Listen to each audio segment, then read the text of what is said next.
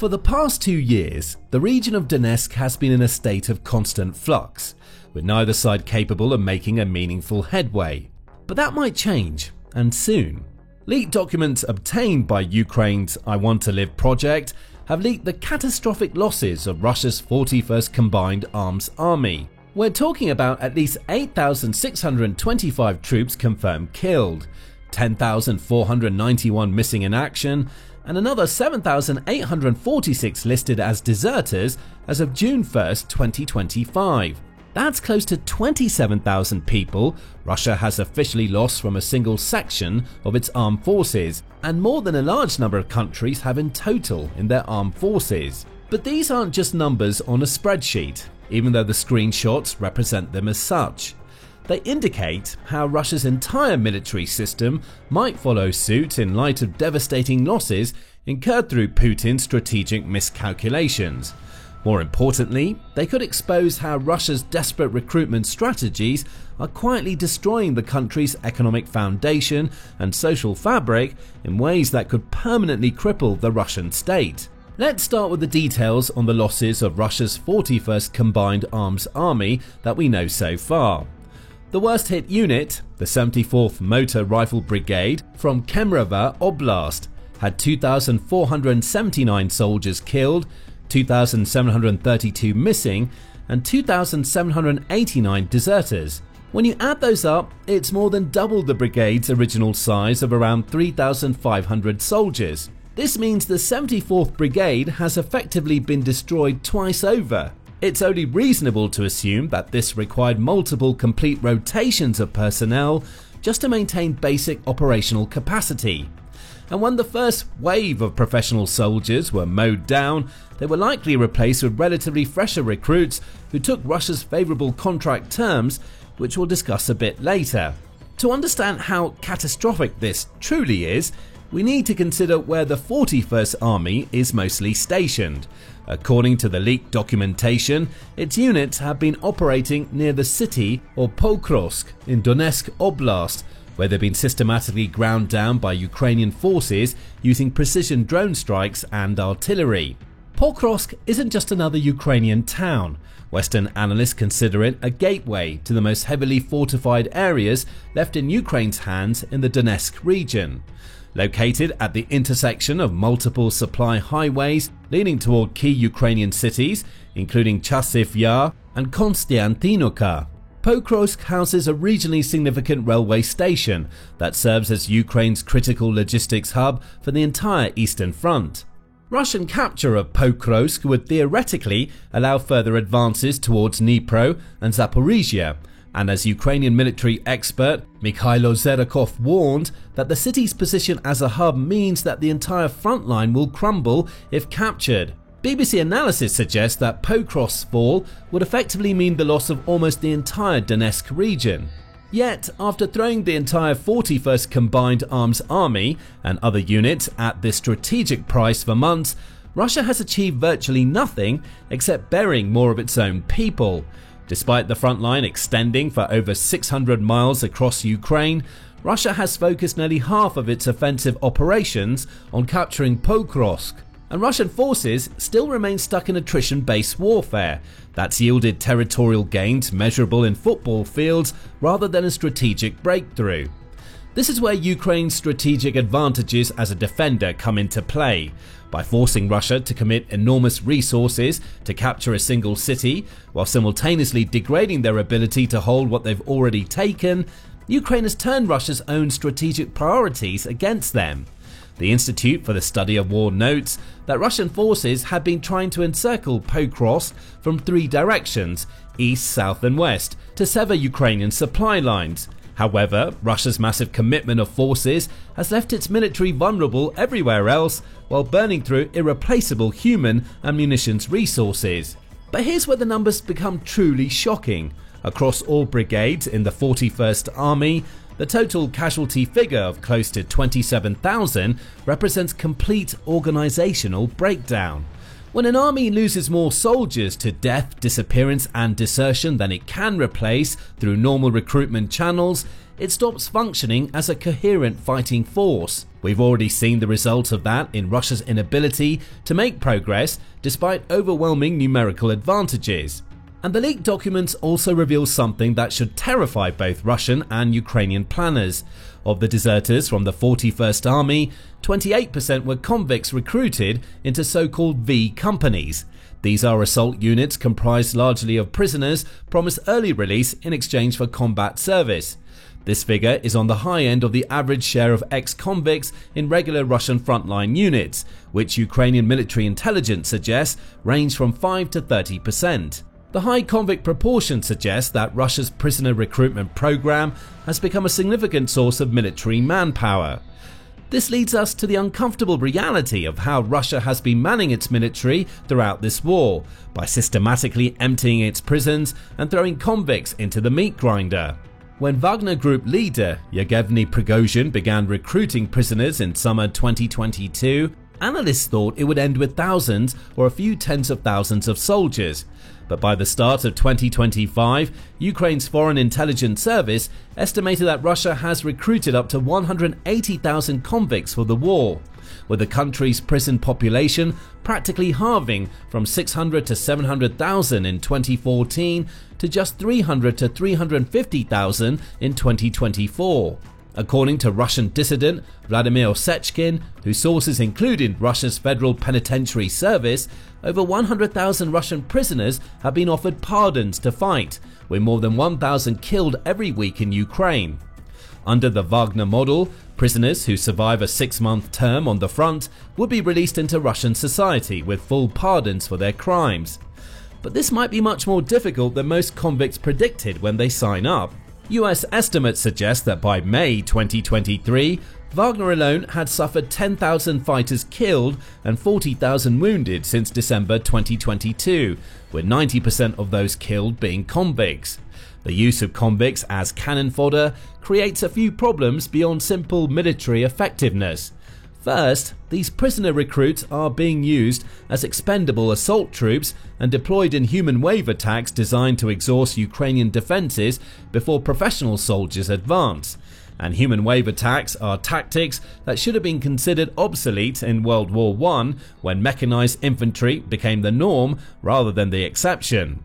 Second, UN experts have documented that recruited prisoners are regularly threatened and ill-treated by their superiors, with several recruits executed for attempting to escape and others seriously injured as warnings to other recruits. Third, and most troubling for Russian society, thousands of hardened criminals are being released back into Russian communities after completing their military service, creating significant public safety concerns. When you combine this with a leaked document showing 2,200 convict deserters from the 41st Army alone are believed to be at large in Russia's rear areas, you get a recipe for long-term social instability. But these devastating casualty figures and desertion rates also reveal the success of Ukraine's most sophisticated weapon against Russia: psychological warfare. The leaked documents from the 41st Army didn't emerge from Ukrainian intelligence gathering or battlefield captures. They came directly from Russian soldiers who wanted the world to know about their own military's collapse. In turn, the documents were provided to Ukraine's I Want to Live project, which would then be used to fuel further outreach and intelligence measures. Launched in September 2022 by the Defense Intelligence of Ukraine, the I Want to Live project represents psychological warfare for the digital age. Operating as a 24-hour hotline, Telegram chatbot and website, the program provides Russian soldiers with detailed surrender procedures, legal guidance, and information about asylum options. But its true power lies in how it exploits the fundamental contradiction in Putin's military strategy, asking men to die for a cause while simultaneously signaling that their lives are expendable. And the program is boasting some impressive statistics. The program's website has been visited more than 48 million times, with 46 million visits coming from within Russia, despite the site being blocked by Russian authorities within days of its launch.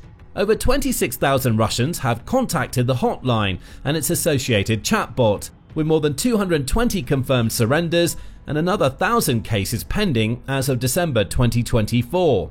What makes this psychological warfare so effective is its targeting of Russia's most vulnerable troops, which arguably make up a lot of its forces at this point. The hotline is staffed by military psychologists trained to handle different types of callers. Some Russians call in tears and need to be calmed down. Others believe Russian propaganda about Ukrainian neo-Nazis and must be carefully persuaded. The operators create separate support measures for Ukrainian citizens forced to fight for Russia, mobilize conscripts who never wanted to be there, and career soldiers disillusioned with the war. This creates a feedback loop where knowledge of the surrender option spreads throughout Russian society, undermining the government's ability to maintain the facade that the war enjoys universal support. The I Want to Live project also exploits the exact vulnerabilities created by Russia's ethnic targeting and convict recruitment. Many of the Russians calling the hotline are from marginalized communities who recognize they're being used as cannon fodder, while Moscow's elites remain protected, which is a vital weak point in Kremlin's propaganda machine and which we'll discuss a bit later. Now, let's go back to the desertion figures for a bit, as they underscore the disparity between Russia's propaganda and current status of the Russian military and economy. Those 28% of deserters from the statistics mentioned earlier were convicts from V companies, which suggests these men took the first opportunity to escape a military system that treated them as disposable despite promises that they would be free men. And since the documents reach Ukrainian intelligence, it shows that even Russian officers are aware of the potential time bomb that these convicts present to their own army. But Russia's recruitment crisis runs deeper than just emptying prisons or fighting psychological warfare. Putin has stooped to offering financial incentives so generous they risk warping the entire Russian economy. We can start with the salaries offered to soldiers to fight Putin's war.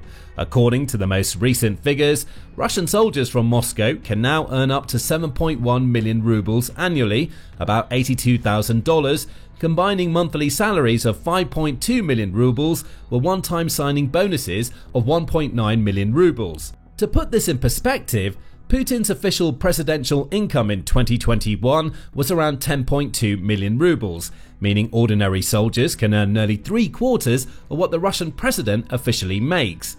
And even in the far-off regions, the monthly payments of 200,000 rubles, based on 2024 figures, represent about 2.4 times the average Russian salary, with the aforementioned one-time signing bonus of 1.9 million rubles amounting to 22 times the monthly minimum wage. This means that Russian soldiers should be handsomely rewarded for serving their country, pulling more money from the government than many career professionals.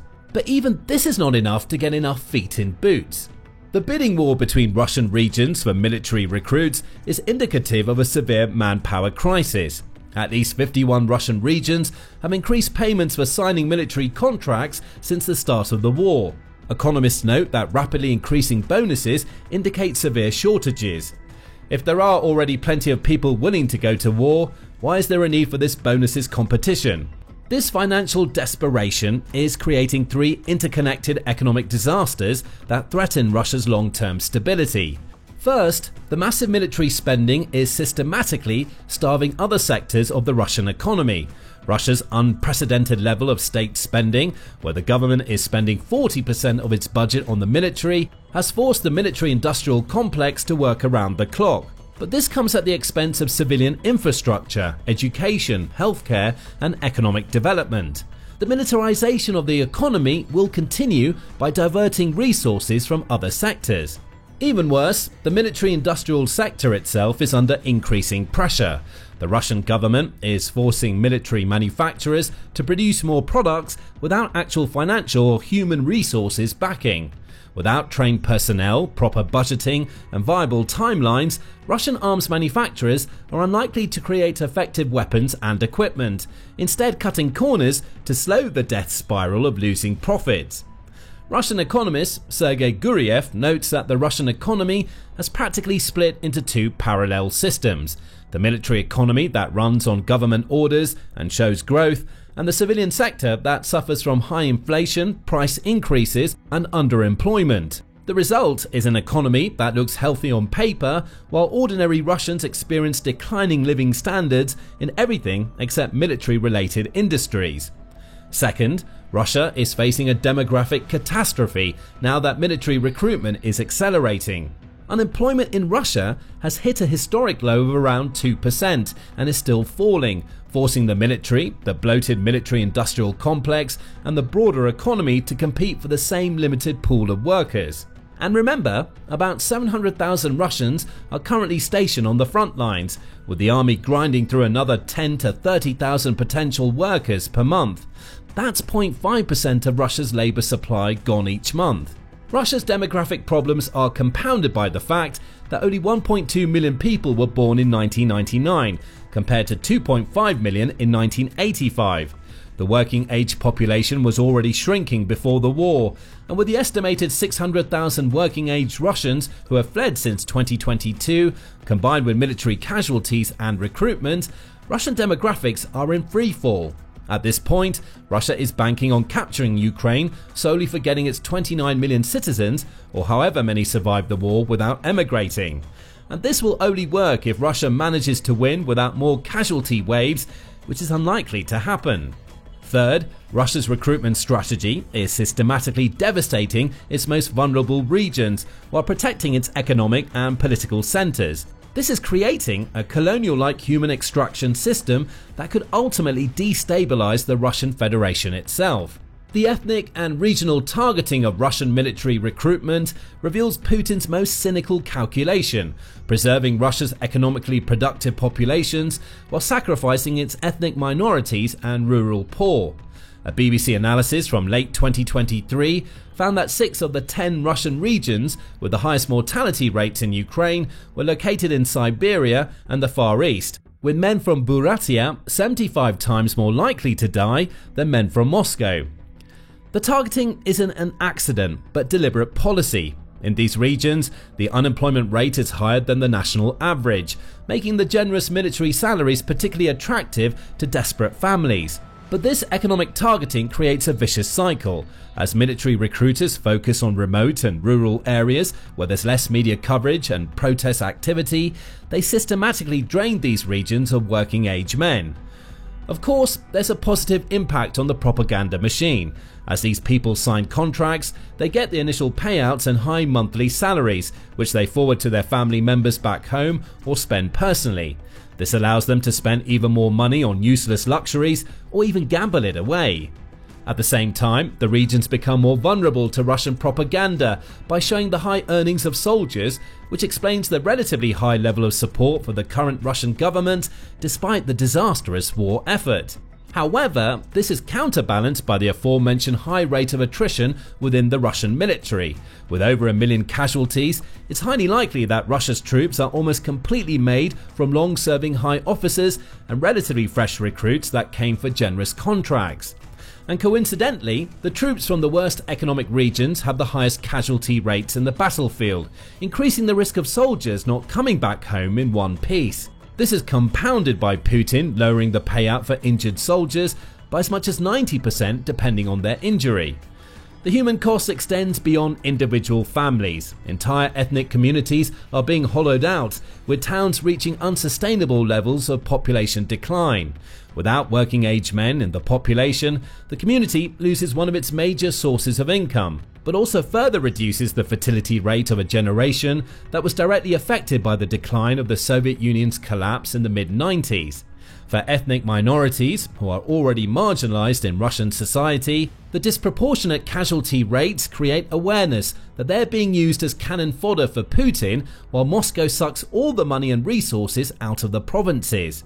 This has led to reports of racism within Russia's forces, with Russian army soldiers bullying Buryat, Kalmyk and Tuvan soldiers and infighting between different ethnic groups. The long-term prospects of this ethnic targeting are troubling. Russia is systematically weakening the demographic base of regions that are already economically vulnerable while concentrating economic benefits in Moscow and St. Petersburg. This creates the conditions for either separatist movements or complete economic collapse in Russia's peripheral regions, making them dependent on direct funding from the Russian core that will never come in light of a country-wide failing economy. Additionally, even if Russia's promises of high salaries and economic boosts do work in the short term to boost regional awareness and support, it won't do so in the long term. The strategy only makes sense if Russia won the war quickly.